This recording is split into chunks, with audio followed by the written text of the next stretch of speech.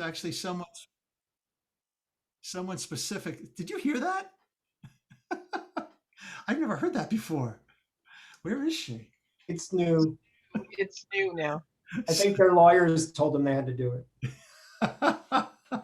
It also gives you the opportunity to opt out of the meeting if you don't want to be recorded. Okay, that's right. And That's so if you what it didn't is. notice the little thing that says recording up on top, you'd be able to scoot out as soon as you could. All right, so as I was saying, we're at the beginning of a new book, which is really the same as the old book, meaning Reb Zalman's Jewish with Feeling. And I think that we're going to slide very, very nicely from that into discussions based upon Reb Marcia Prager's Path of Blessing. So here's the book. How many of you have read the book? So, a good number. And how many of you have the book? Okay, how many of you have never read the book nor have had the book? All right, that's just fine because you're not going to be lost. Everything we're talking, I will read through, and it's going to be a lot of conversation around about what Reb Marcia is talking about. So let us begin with a blessing, of course, a blessing. So we are, of course, all blessings. And if you come Shabbos morning, this is going to be what we're going to be talking about. So let's sing a song about blessings and that we also can be blessings. Lechi lach, to a land that I will show you. Lech lecha, to a place you do not know. On your journey, I will bless you. You shall be a blessing. You shall be a blessing. You shall be a blessing.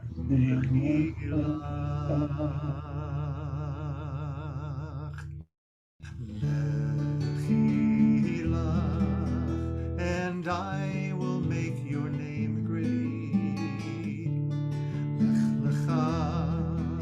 And all shall praise your name. Lechilach, to a place that I will show you. L'simchat chayim, l'simchat chayim, l'simchat chayim, lechilach, l'simchat chayim. You shall be a blessing. You shall be a blessing. Lechilach.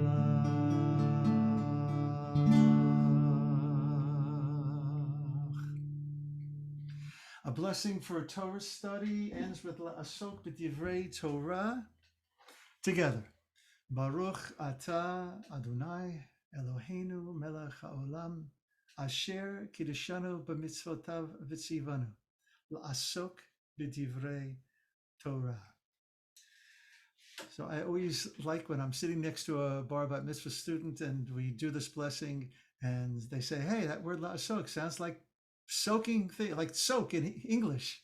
I said, yes, that's exactly what we're doing. We're going to soak in Torah for a while.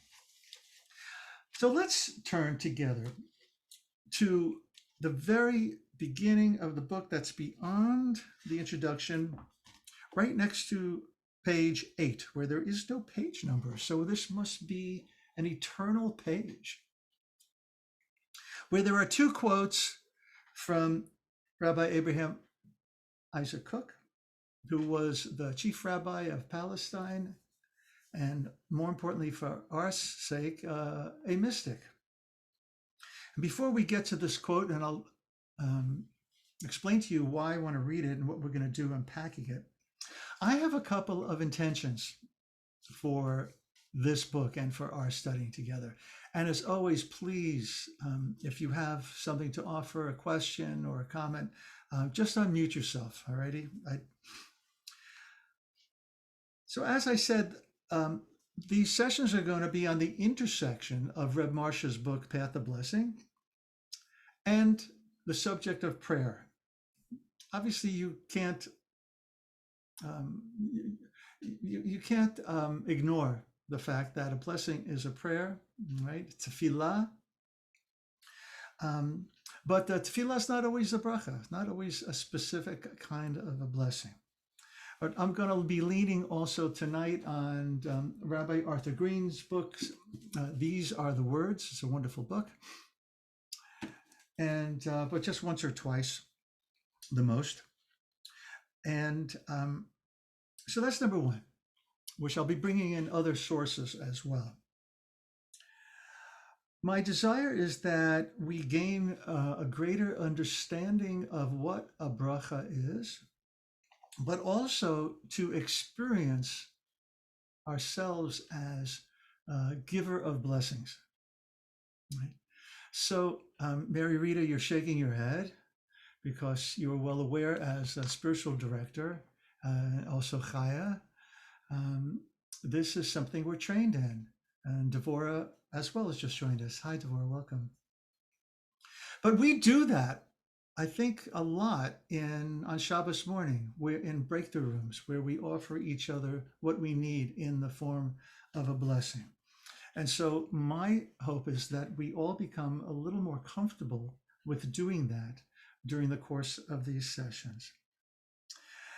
And in doing so, cultivating our abilities not only to give, but to receive, to give blessings and to receive blessings. Many of you might be familiar with, as we bless the source of life, so we are blessed. That too will underscore, I hope, our experience together here. The experience of that it is a matter of giving and receiving. That in the first pages, Reb Marcia touches upon that when we say a bracha, it opens a gate to divine flow to be received, and I'm going to use a vertical word, below. And we'll have to be aware for ourselves when we are comfortable or not comfortable with vertical language. God on high, us below. I usually don't use that unless I really, really want to make a point with it. So you can keep me on my toes with that if you have any specific comments about that. Another intention that I have is that we develop a stronger vocabulary together, right? What does a bracha, what does it mean to you? What is your understanding? Tonight, we're going to touch a little bit on the word kadosh or kedusha, of holiness. And so that, again, is another one of my hopes and dreams, that we wrestle with the terminology that Reb Marcia presents to us.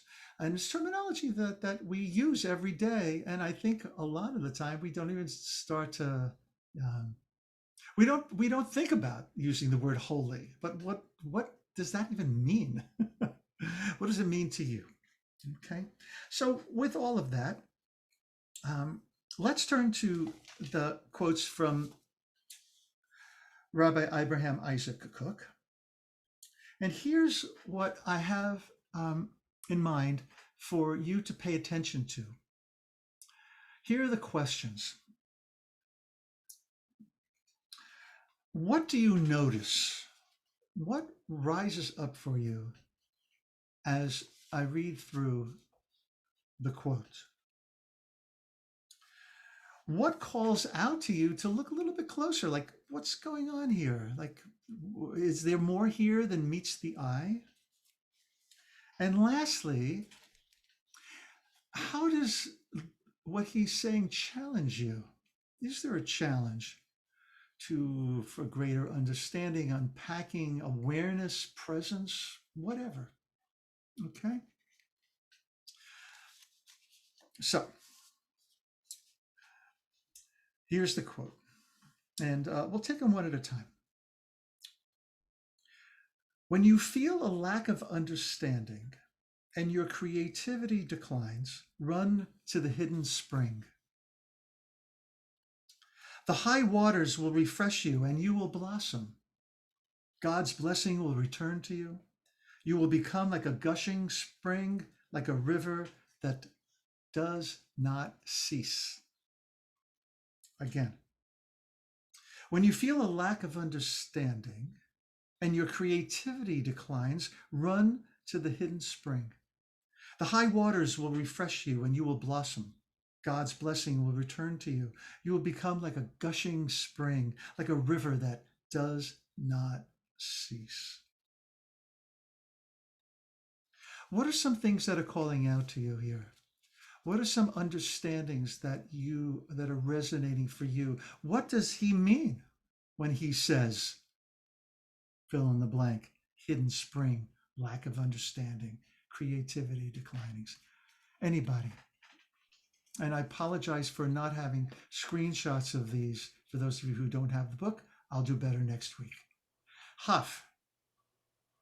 To me, the hidden spring is finding gratitude in whatever the situation is. So that no matter what the challenge, if I get perspective on it and I get the hidden spring of gratitude, it brings me back to a good place. Uh-huh. So why is it hidden from you? Because it's hard to, in a moment of grief or in a moment of challenge, it's sometimes hard to see it. It's sometimes hard to realize it's there, but it is. And once you realize it and get perspective on it, at least for me, it brings me back to a better place. Thank you. I'll add, if I can add to that, in a moment of habitual behavior, That too. right? Just living our lives, we forget. Mary Rita, did you have your hands up? Thank you, Huff. And then Judy. I was drawn to the hidden spring, but I'm also drawn to when you feel a lack of understanding. And I was curious. Okay, so like, from whom is the lack of understanding? Is it mine? Is it someone else's? But somehow there's a lack of understanding, there's a lack of connection. And I need that connection to the hidden spring. So for me, the hidden spring was Shefa. It was the Shefa. It was the light of God. It was the light, the love of God that sometimes really feels hidden, but is there within me. Yes, thank you. And I just want to point out the great question that you ask, which is the lack of understanding from whom or from what or about what. Judy. So I think my understanding of this is being modulated by a class that I did today with a Qigong master. And his name is Mantak Chia. He was teaching us about the hidden divine energy in nature and how to become in tune with it, to entrain that energy into your own body. He wasn't using a spring. His main image was of a tree. But when I heard that thing that you just read again, I've heard it many times. That's what immediately came into my mind, was this idea that we can tune into the divine presence in nature. Thank you, So that's what Judy. I heard. Yes, beautiful. All of these things. Anybody else? Roxanne. For me, when I heard your creativity declines, that made me think of a lack of wonder. And she is going to touch on that in a few pages. Yeah, I was probably influenced by reading the rest of it, Yeah, right? for sure. And I made the note, when this happens, run, run to the hidden spring, right? Don't dally. Dan. As I read it again, confused a little bit about what Marita was pointing out, the lack of understanding, what that means. But basically, I'm seeing this as, when you're looking outward and you're looking for connection and you're looking for creativity, doing things, and it's not working, turn inside. Turn inside to you, your flow, your center will always be there, and that will refresh you if you connect with that. So here we're faced with a dilemma, I think, that you're raising, Dan, which is, to what or whom are we praying? Right? So, and where does the spigot get open? Reb Marcia, for those of us who have taken the Davening Training Leadership Institute, does just a stunning drash on prayer as seen through the eyes of Jacob's ladder, right? Because as we know, the angels are ascending and then descending, right? They are ascending and descending. So that is the paradigm that the Hasidic masters see for prayer itself, which is something that it takes place in a connection between us and not another, but that which is inside and outside. That Sovev kol olmim v'mimale kol olmim, that surrounds all creation and fills all creation. So there is this challenge of the fact that in Hebrew, the word to pray is lehit palel. It's a reflexive verb, which of course means that when it's happening, it is playing on us. And then we're looking inside. But it's not navel gazing. And especially with a bracha, we're going to find that it has its hand on the spigot that opens the gates of Shefa. Dan, and we'll continue. Can I ask a question about that? Yeah. What is the root word? First of all, what's the root word of the lehit palel? Palel means what? Palel is really work, but lehit palel is to pray. Right. So, and are you suggesting that the word in Hebrew, so the prayer is also a cycle, a flow back to myself, just like the blessing? Absolutely. So as we bless the source of life, so right. We are blessed. Right. So that answers, for me, that answers a little bit about the blessing, but I never thought about it in terms of prayer, that prayer also has that cycle, which again brings me back to maybe the English translation of the Hebrew word, which is a Christianized word, prayer, which really doesn't say what we wanted to say. That is true a lot of the times. So the word, when I question prayer, I'm thinking of who am I praying to? Mm-hmm. And if I think about lehit palel, I don't have to ask that question because all I'm doing is establishing a flow. You know what I mean? I can think of it differently. Yes, we all are contained within a closed ecosystem that is surrounded by the divine as well. So there's a lot of nuance to this, and you have to let go of the thinking mind, or else it's impossible to live with the enchantment, as Reb Zalman, blessed memory, encourages us to do, of how this all works.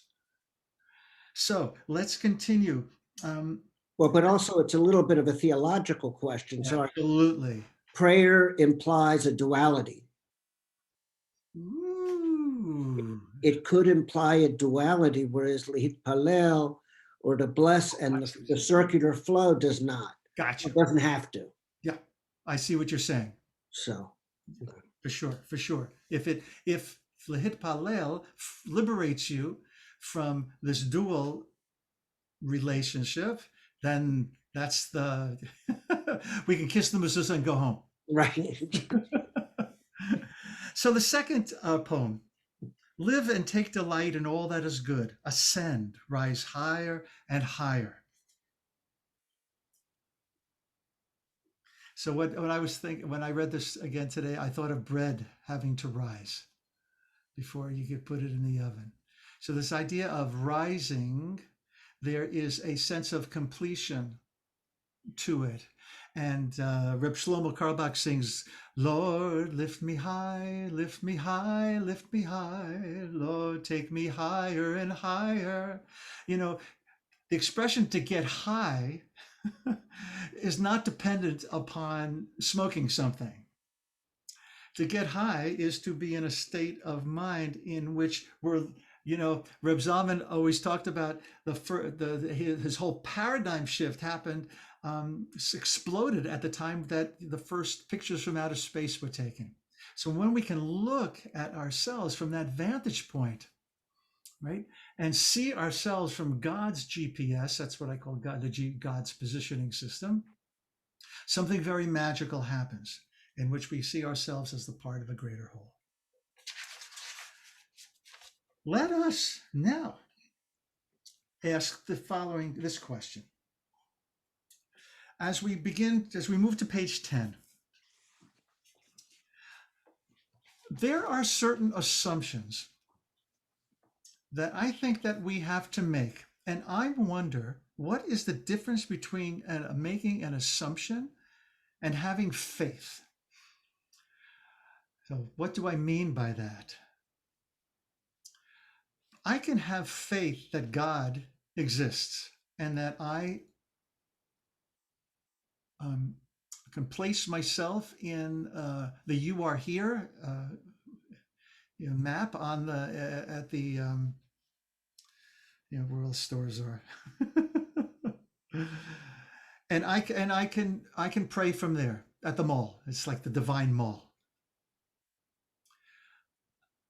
And then I'm free to pray because I'm not wondering anymore about my place in that map. I'm going to assume that you all are wrestling with, as my mother of blessed memory would say, the concept of God. Right? And that when you say the Shema one day, perhaps something else comes to you when you say Shema the next day.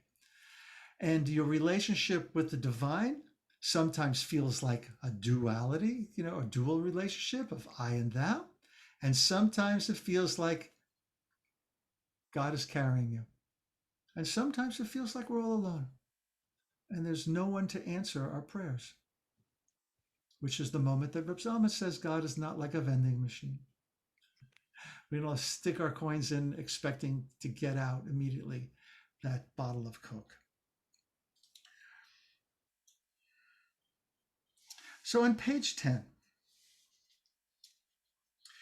from the very beginning, the tradition of blessing is woven into a larger matrix of Jewish spiritual practice, informing the whole of life, set in the larger context of Kedusha, sacredness, or holiness. Someone take a crack at what does the word kadosh or Kedusha, what resonates in you when you hear the word holy? Now, again, it's an English word, but it comes kind of close. But Kedusha actually brings with it a lot more. And I'm going to share some things from Rabbi Art Green in a moment. Kedusha, the larger context of Kedusha, which she says is sacredness or holiness. So what is it? If I say the word holy, if the Holy Spirit, right? Ruach HaKodesh, there's that shurish you can hear, Kedusha, Kodesh, the Holy Spirit, or the angels whose only job it is to praise God in the vision of the prophet Isaiah. Kadosh, Kadosh, Kadosh, Kedusha, Kodesh, same root. What is holiness? Judy. So I'm thinking about what we say in our Havdalah ceremony, where we separate between things that are ordinary, everyday things, and time that is, time that is ordinary, everyday time, and time that is kadosh. And there's this separation. So for me, that word brings up the realm, the realm beyond the ordinary. It's probably the best way I could put it right now. Great. The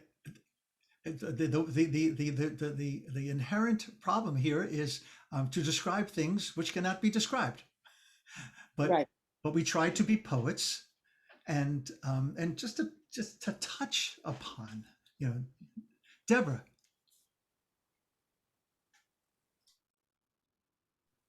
When I think of holy, I first think of awe or feel awe, and I also feel myself becoming more gentle. Like there is something, yeah, just more gentle. So that the day-to-day harshness that I feel a lot of the time just releases. That's really a sweet comment. So I'm hearing there's so much like a surrendering in a way to that which is, which then you're kind of like swimming in that pool. Chaya. And welcome, Rachel and Jay. So I just came back from the Southwest, and every step from Colorado to Utah to Arizona was wow. Just I couldn't get pictures fast enough. But what ultimately got me was to walk up to the Grand Canyon, and I looked out on that vista, and just I felt tears welling up. Talking about it now, I feel this emotional connection and I just stood there and I prayed, and I knew God was there. I looked up at the mountains and I just kept repeating Psalm 121. God is in the mountains and is a source of help. And I just, to me, that was the ultimate in spiritual connection, that my heart was just wide open. And I was so connected to what I was seeing and what I was experiencing.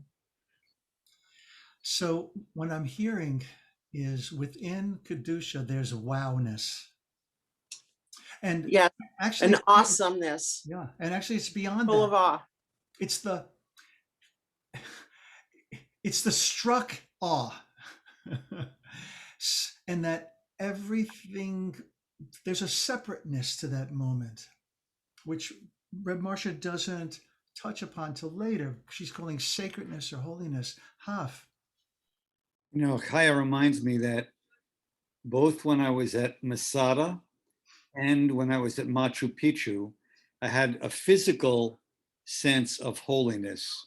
But the truth is that the time I have felt, now that I'm thinking about it, most holy, ironically, is when we, on our Shabbat morning service, bless each other, is when I feel my most holy.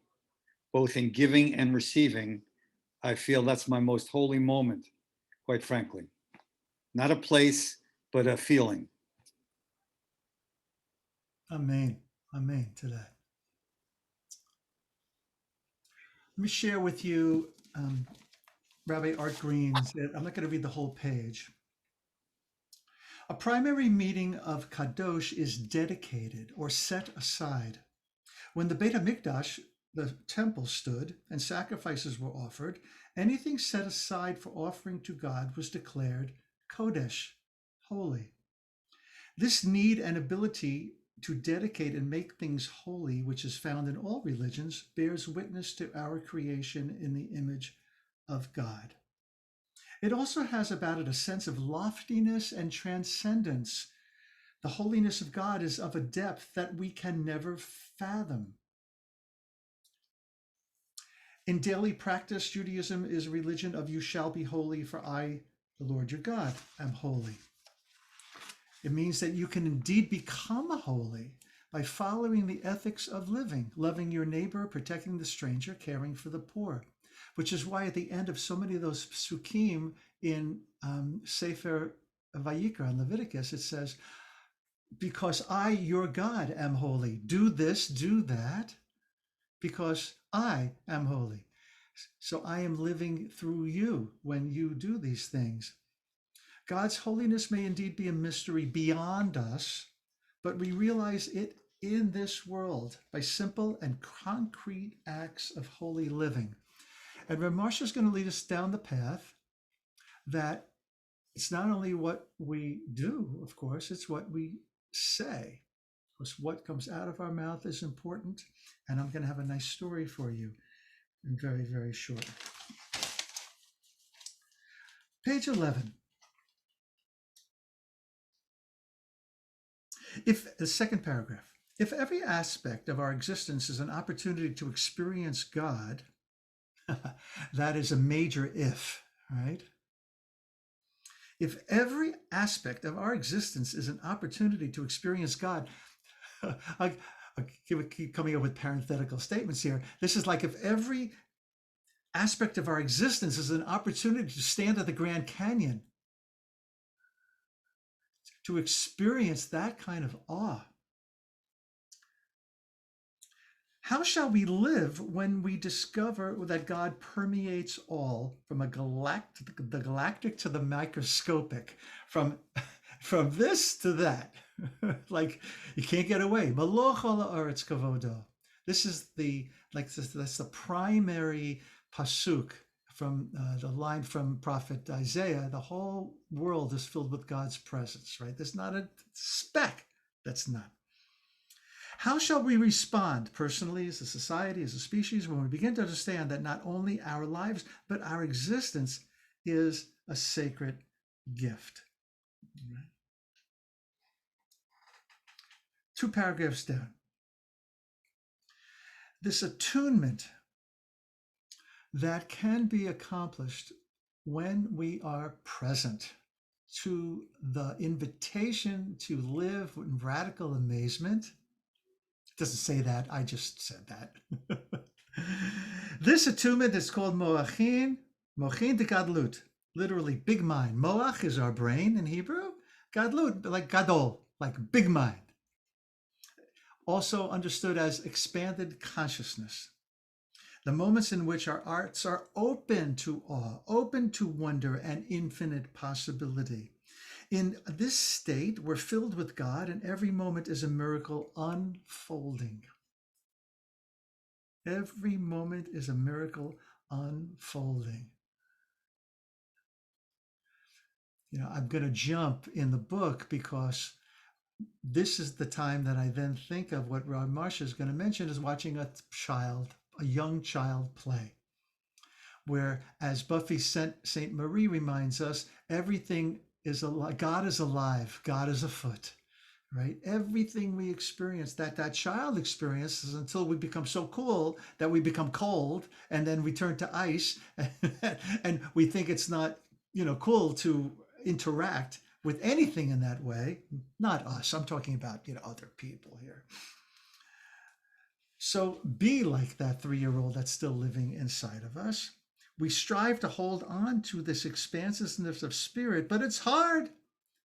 She says in the next to last paragraph, we slide back into more limited spiritual condition of mochin de katnut. You hear the word katan, means small, little mind, constricted consciousness, right? And that's when we also feel alone the most. We feel this existential loneliness.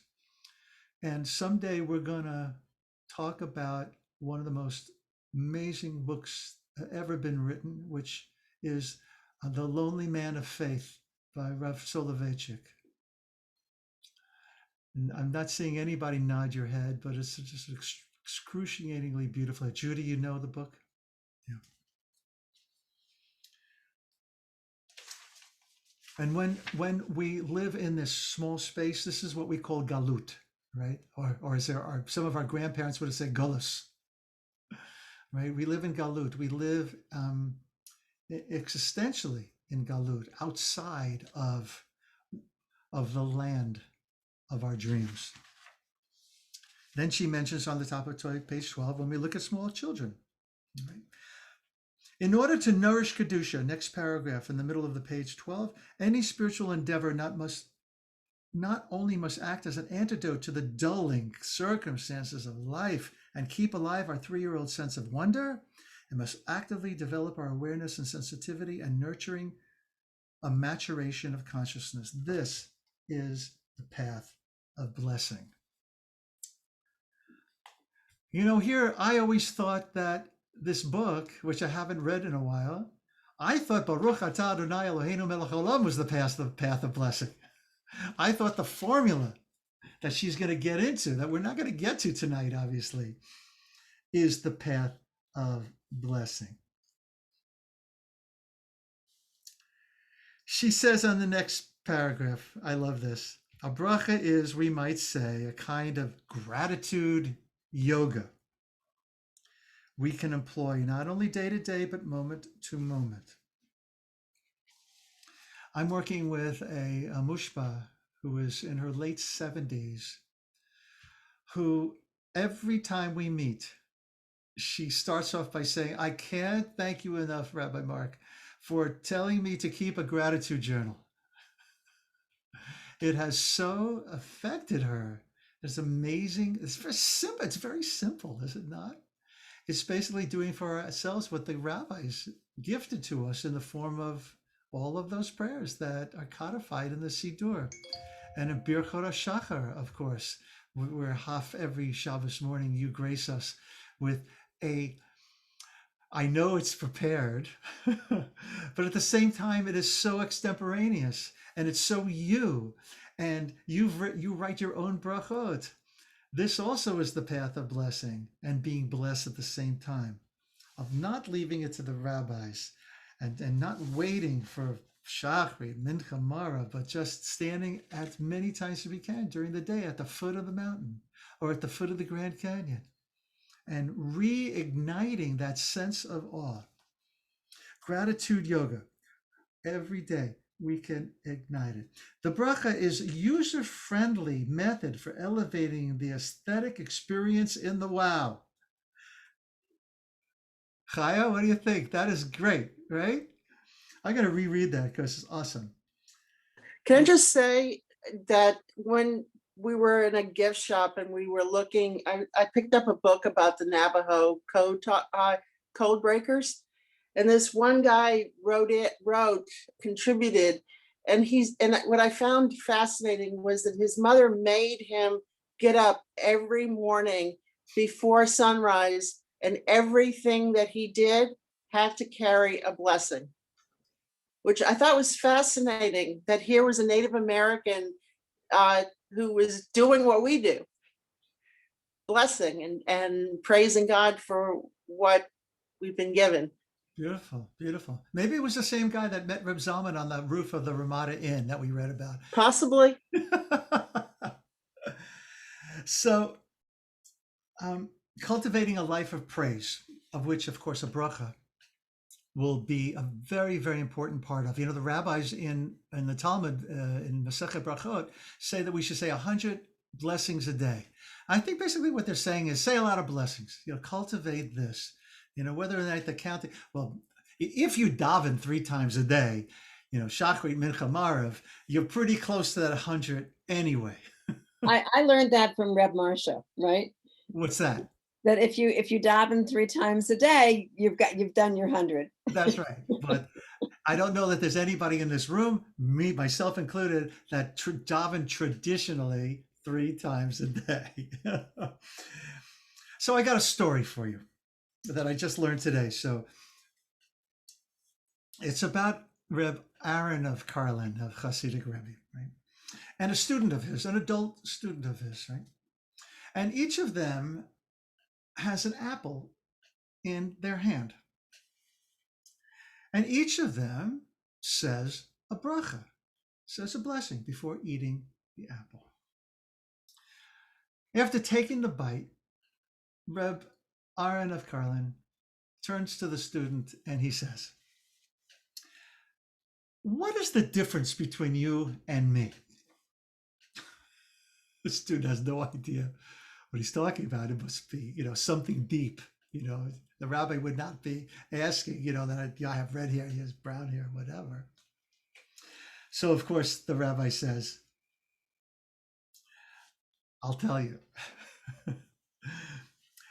You were hungry and wanted to eat an apple. But first, you knew you had to say a bracha before you ate the apple, and so you did. Me, I looked around at the wonders of the world, all of nature, and I found myself in awe of the beauty of the world and of the gratitude I felt for being alive in order to enjoy it. I wanted to call out praise.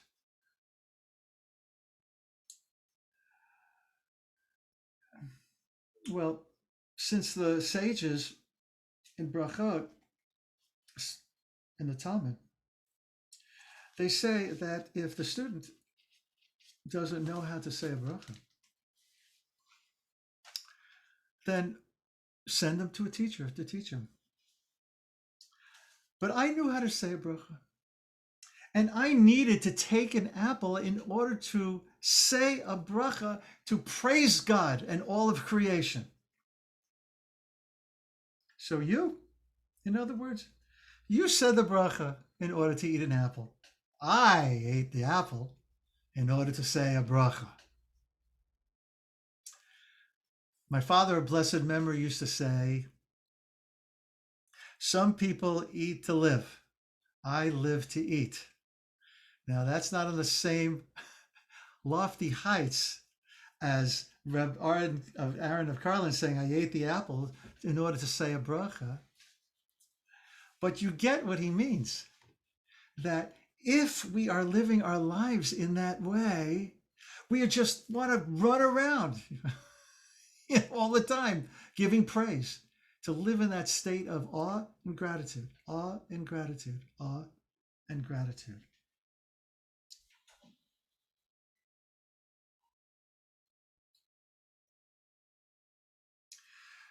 The Rambam says that every blessing expresses our yearning to connect with the divine. And I think that the story illustrates that Reb Karlin, his intention is to connect with the divine, and he sees an opportunity in saying the bracha to do that. The student is perhaps acting according to ritual. And we know what that can do sometimes. As Reb Zalman reminds us, it turns prayer into freeze-dried experience. And so we have to bring our awe and sense of enchantment to it. Page 13. But on the other hand, the rabbi didn't feel like he needed to eat the apple to say a blessing. He could have. It's a good observation. You see a rainbow, you can say a blessing, and I suspect that rabbis, even the Hasidic ones, they're not going to make up a new blessing, and so this was an opportunity for him to. He had an apple with his students. What's the first thing that goes into mind? Not to say a bracha in order to eat the apple, but to take in all of creation, right? Yeah. Right. Perhaps what's going in his mind is Baruch she'amar v'haya ha'olam, as we say every Shabbos morning. Blessed is the one who spoke and the world came into being. If that doesn't, jam your left brain, nothing will. But what's the response to that? So actually, there's a wonderful story about another Hasidic rabbi who's asked the question, "Who's your favorite student?" And he says, without hesitation, that would be Narla. Well, the questioner is like so surprised, almost like shocked. Narla? Narla barely knows his alphabet. He barely can read a page of Siddur. Narla's your favorite student? Why is Narla your favorite student? Ah, said the rabbi. Because every morning when we are davening Shachrit and we come to Baruch She'amar V'hayahu Olam, blessed is the one who spoke and the world came into being, Narla gets all excited and he starts repeating Baruch She'amar V'hayahu Olam. Blessed is God, the word came into being. Blessed is God. And he gets up on the table and he starts dancing and dancing. He jumps off the table. He runs into the courtyard and he's spinning around like a crazy learning dervish. I don't know, he said whirling dervish, but that's why he's my favorite student. Right? So that's that sense of, it's just a natural joy that children have for the most part, right? That the student Narla just has. It's like bubbles up. It bubbles up. Jewish tradition teaches that the simple action of a bracha has a cosmic effect, for a bracha causes shefa, the abundant flow of God's love and goodness to pour into the world. Like a hand on the faucet, each bracha turns on the tap.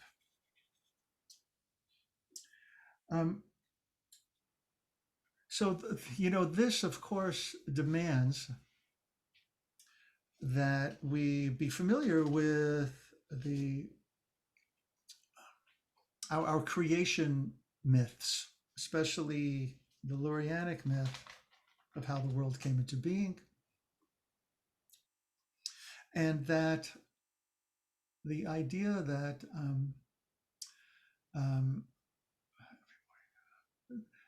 that with each moment the world is being created anew, and that if divinity took God's metaphorical finger off the flow, everything we see, poof, gone, disappear. How our prayers affect that flow is a new idea that arose with Kabbalah and Jewish mystical thought beyond that. That the whole idea of Tikkun Olam really is much, much, much more than repair of the world, but it is repair. But it's cosmic repair. The idea that when we perform a mitzvah, we're kind of like a cosmic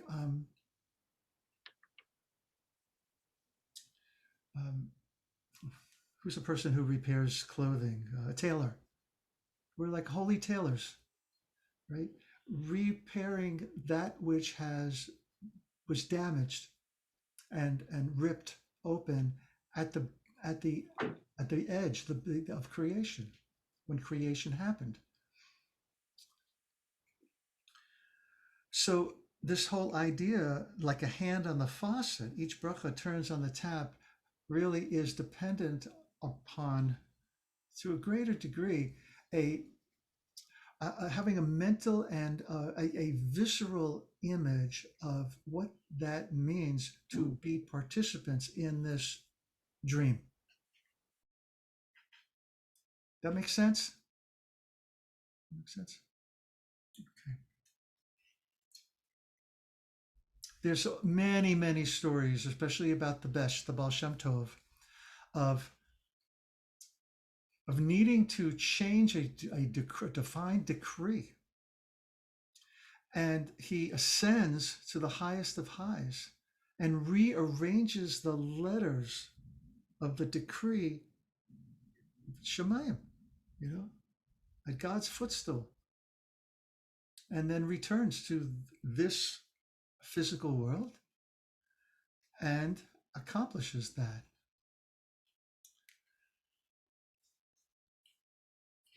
Most of us can't do that.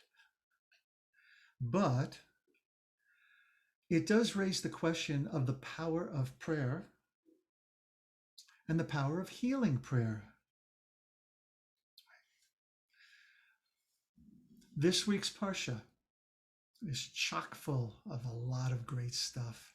Towards the end, Aaron and Miriam they make some nasty comments, or at least that's the way it's heard, about Moshe marrying a Cushite woman.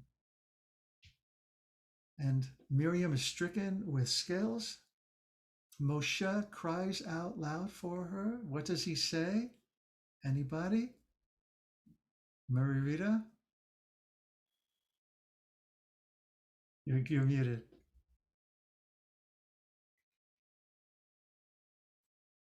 I'll get you. It's easy for me to do it. There you go. You're unmuted. Ana Elna Rafana La. Right. Deborah, I saw that you had your hand up too. Yes, please, God, heal her. And she is healed. If it was only that easy, but Moshe knew God panim el panim, face to face, in a way that we do not have that kind of mythical power. But our prayers can make a difference. And we are getting closer, but again, we won't get there tonight, to the formula that we use. At the bottom of the page, 13,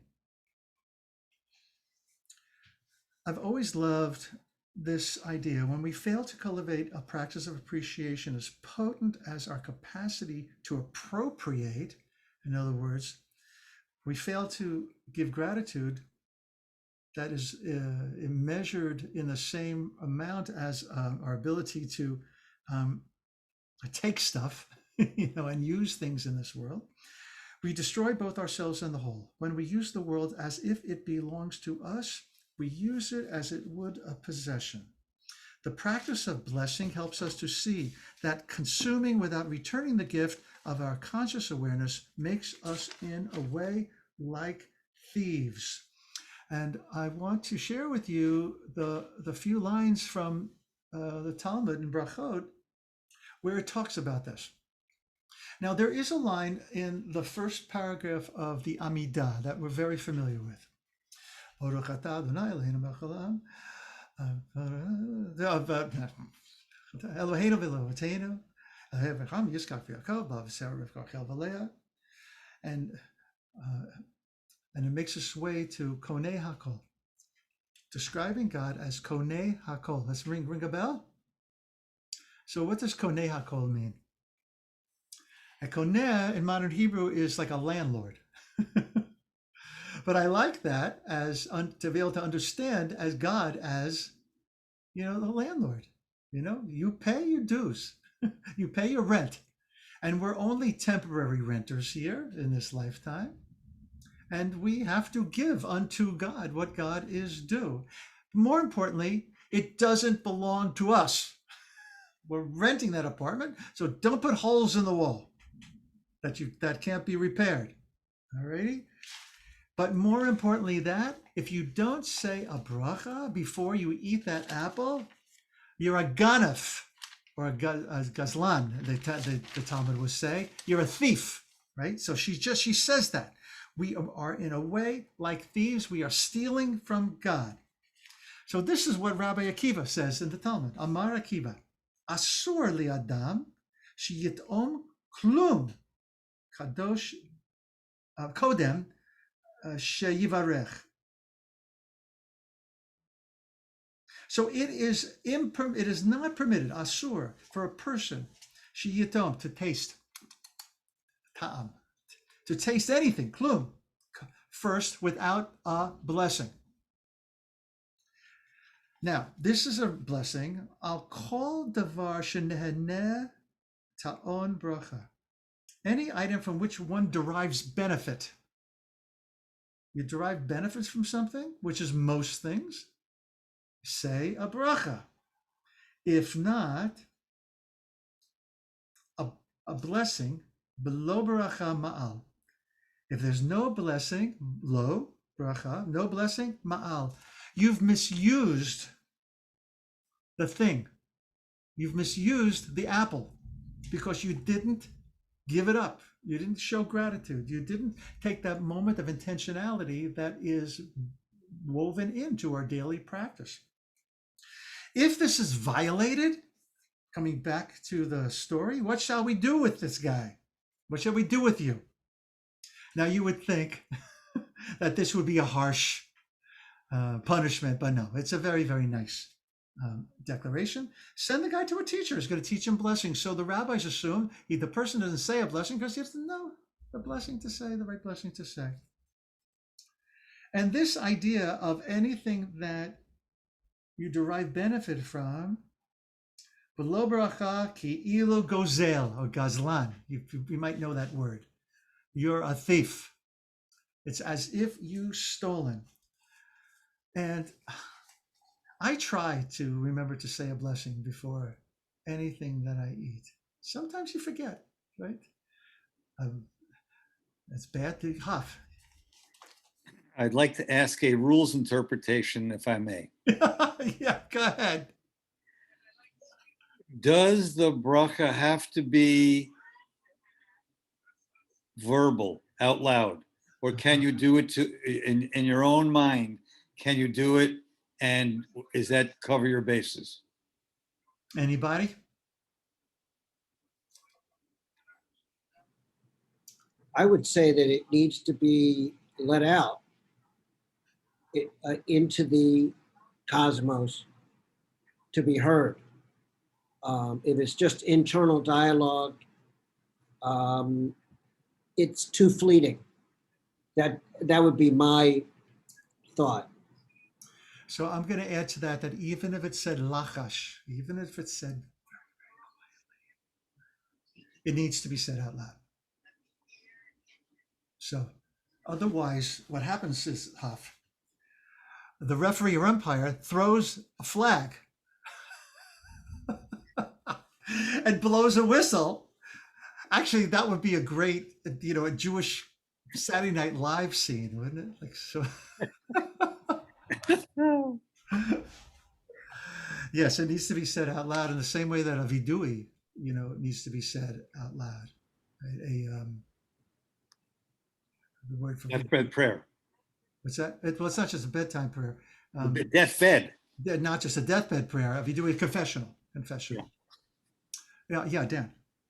So I still struggle back with the question that you said of what does sacred, holy, divine, what that means, especially if one struggles with the concept of God, like you said. But I certainly can understand the idea that we can make things holy. And by that, I would mean something that has a connected joy and an expanded consciousness, so that everything is not just its own. It's almost the thievery thing. You just take it, you don't care. There's no connection. I'm just going to take it or eat it. But it's part of the story. It's part of the flow. I'm aware of it. And so there's connection, there's time, there's energy, there's a flow. And I can get my head a little bit around that in and of itself makes things special, holy, something like this. Even if I have a hard time with the concept of God, we are creating it in a sense. So you said so wisely before, Dan, that about words, the word God too is problematic. But if you say with Yah, with the breath of all life, if you use another name, find a name for divinity that works for you at any particular time, it might open things up for you in a way that the word God does not. My niece, after a 30-minute harangue at dinner, my niece just said, listen, why don't you just substitute the word good for God and be done with it? You'd have to wrestle with that. So I'm going to risk waking up Judy because her eyes are closed. And I think she fell asleep, but I do want to refer to something that Judy, oh no, hi Judy. I do want to refer to something that Judy, you brought up before, that we find the word Kodesh, L'chol, in Havdalah, right? that we're moving at the transitional moment from Shabbat, which is infused with Kodesh. If we invite that and we receive that into our day, moving into the days of the week, which of course are ordinal numbers, not named, pointing our way to the next Shabbat. Some people like to point out that the days of Chol, the ordinary, days of the week, the word Chol shares the same root as the instrument, a chalil, a flute, right, or a recorder. So what is part of a recorder that allows music, air, to flow through? It's the space, it's the hole within the outside. So what I was going to say, that some people like to say that Kodesh, that the days of Chol are days of Chol in waiting to be filled with Kedusha. There's the understanding that comes from Tanakh that if we'd only, in the desert, observed one Shabbat, everybody would have brought on the Mashiach. Sometimes I have no idea what that means, Mashiach, but that's a whole other different series of conversations. But the idea that we can infuse Kodesh into our lives on the days of Chol, we don't have to do anything about it on Shabbat. We just need to receive it. Of course, Shabbat is named Shabbat Kodesh, is it not? That's what it's called. But if we do these things, if we cultivate a spiritual practice of saying brachot, of saying blessings, we'll soon see how much more our days are infused with holiness in the way that we treat ourselves and treat each other, and in our relationship with the divinity. Lastly, for tonight,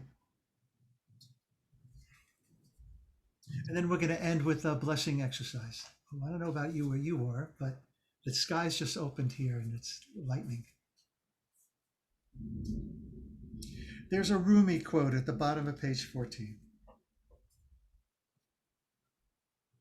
We receivers were givers, the nurturing flow is sustained.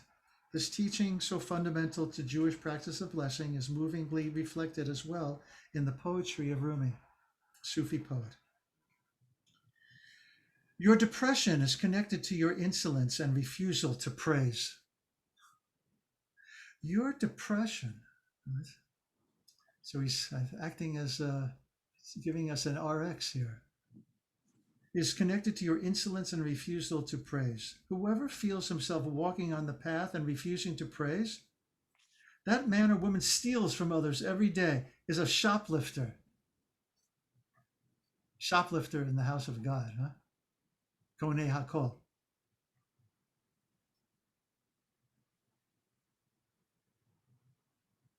Imagine if at every moment we embrace the world as the gift that it is.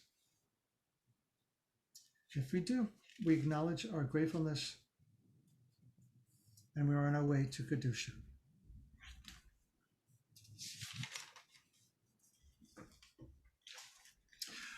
So we're going to end with a practice.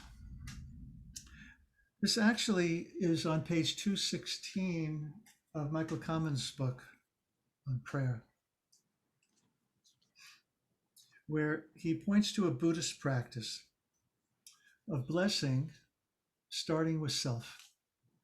So many Buddhist blessings move from self to you, then to the entire world.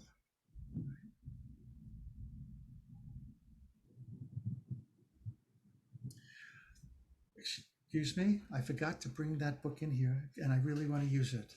So why don't you take a moment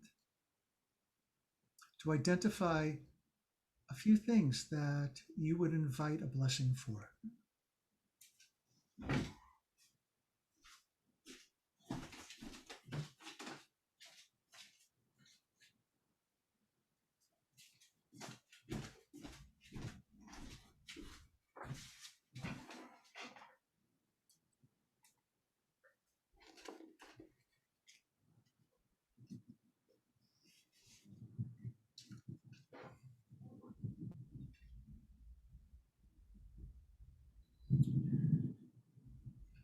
Here are your instructions, your invitation.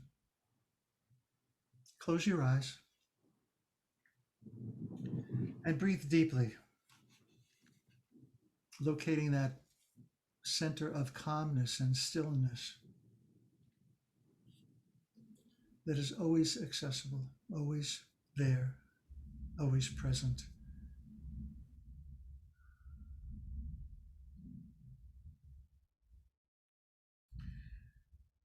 And allow your awareness to be in your heart area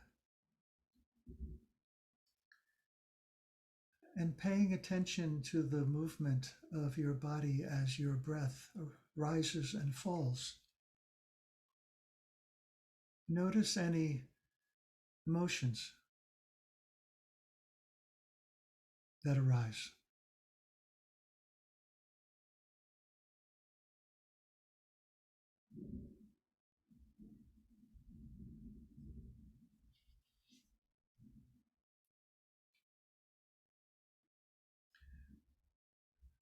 We're going to make use of this blessing practice to invite blessing for ourselves. On the in-breath, each of us will say something like, please God, or please Adonai, Havaya, Shekhinah, Ana El.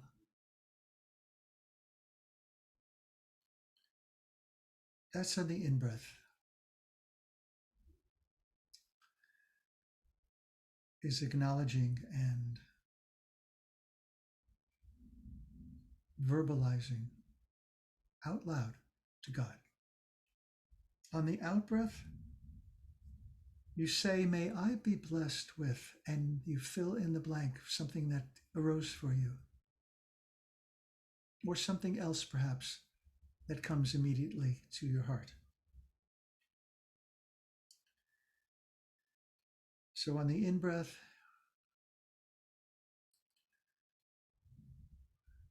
a declaration to God in whatever name you want to use.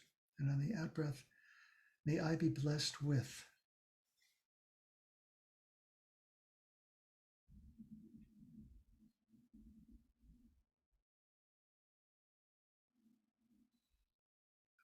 Take a minute to do that.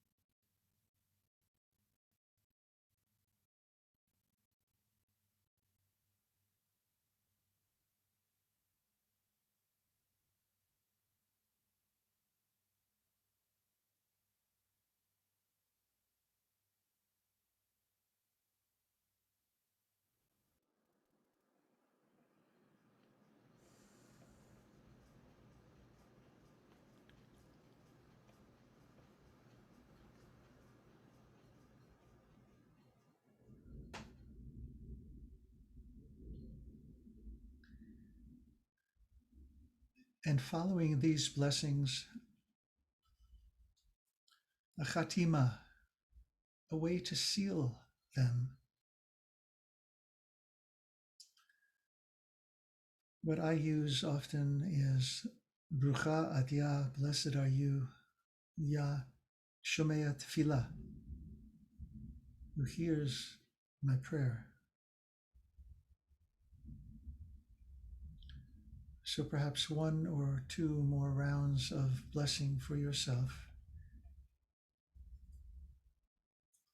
And then a chatima, a sealing of some kind, in which you praise God for listening and hearing.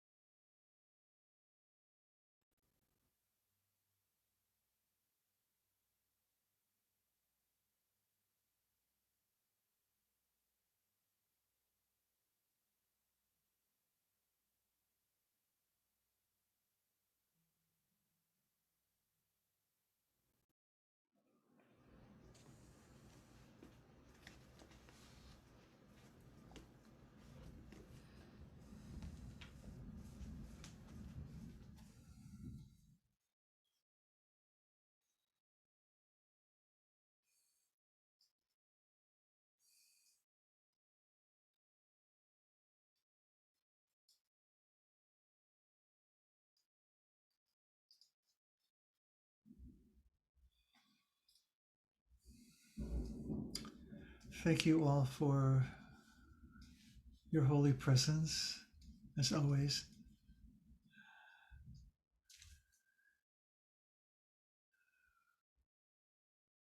Would anyone like to offer a takeaway?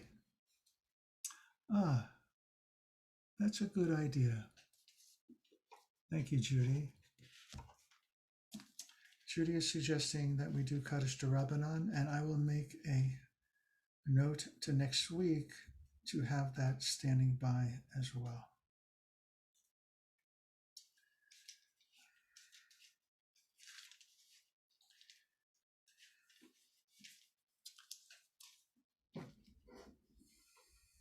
So we can all say this because we've all just studied, and it's the same as the regular Kaddish, except for a little more Aramaic about students and teaching and teachers. Yitkadal v'yitkadash. Oh, if you want to unmute yourself, please do. Yitkadal v'yitkadash shemei Rabbah. Amen. Yalma divrach chilutei v'yamecha v'chayichon v'yichon v'chayid echol beis Yisrael. Agala v'zman kariv imru amen. Yehei shmei Rabbah v'varach v'yalam olam hayam. Yiparach v'yishtabach v'yipa'ar v'yitamar v'yaseh. V'yitadar v'yidalel v'yidalal shmei kodeshah. Le'ela min kol brachata v'shirata. Tushbachata v'nechamata. Amiran v'yalma v'yameh. Al Yisrael v'al Rabbanan. V'al Talmidehon. V'al kol Talmidei Talmidehon. V'al kol man di'askin v'yoraita. Di b'chol atar v'yatar. Yehei lehon u'lechon shlama rabba. China v'chista v'rachamim. V'chayin arichim. V'mizonei v'chulkana min kadam v'imru amen. Yehei shlama rabba mishamayim. V'chayin tovim aleinu v'al kol Yisrael v'imru amen. Oseh shalom b'mramav hu ya'aseh shalom aleinu v'al kol Yisrael v'al kol yoshvei tevel v'imru amen.